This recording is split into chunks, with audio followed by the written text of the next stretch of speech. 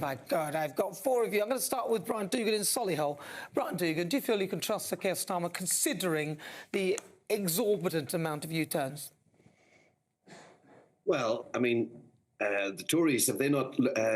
They're on their fourth Prime Minister in the past 5 years, Nana, and they're talking about having a fifth before the general election. So are you saying to me that they are a paragon of political steadfastness and reliability? You haven't been watching the show, have you? I did a monologue on that and we were laughing at them, not in a horrible way, but it's embarrassing. There's nothing left to do but do that. So, no, I don't think that they're much better. I'm asking you specifically, though, about Sir Kier Starmer.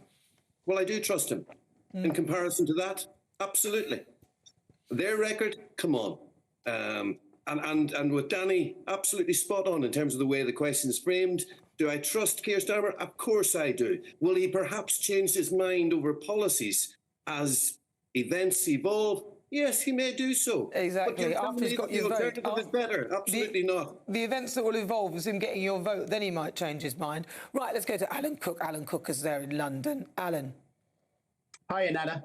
Well, quite bizarrely, I was actually discussing this with Richard Tice this morning, and I'll tell you what our conclusion was in a minute. But generally, Kier Starmer, he didn't earn his nickname Flip-Flop for no reason. So, yeah, I can't think he can be fully trusted. And his political puppet masters, Brown, Blair and Manderson, have history in this area, because after their landslide victory in '97, Brown said that he would not touch pensions, but he removed the tax credit on dividends, which basically unstabilised the whole of the pension sector. So, yeah, I don't think he can be trusted at all. And Richard and I, what we came to, the conclusion, quite the obvious one, is it doesn't really matter what the politicians say. Unless you grow the economy, you're not going to be able to keep the triple lock there. So the key to this is growing the economy. And can they be trusted not to bankrupt it? Well, I'd like to hear some of the plans they've got for growing the economy, which we don't seem to be hearing much of at all. Dan Bryan, you're there in Hull. Dan. Well, it's out of their hands. It's not really a question of trust in that respect, because in my opinion, all politicians say mistrustful things. They'll say anything to get into power, but It's out of their hands because the global economy is going through a transition in the next 5 or 6 years to a whole new economy. There's the de-dollarization of the US dollar.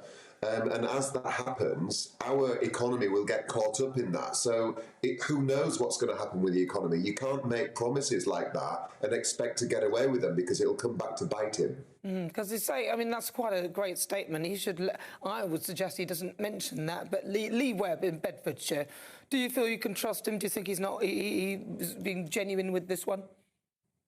I don't trust him on this triple lock at all, because I just wonder where the money's going to come from to keep the triple lock. He's got to grow the economy. I don't see any plans in Labour growing the economy.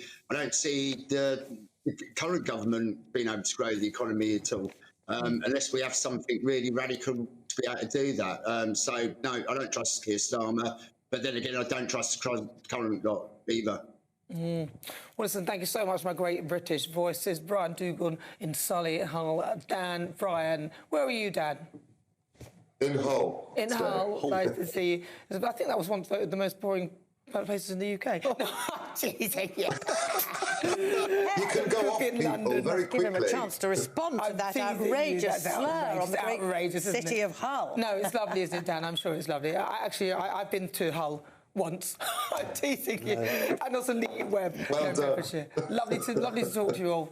Really great to have your four voices. There's our great British voices. I'm only teasing you if you're there in Hull. It's not that boring. Right, next it's time.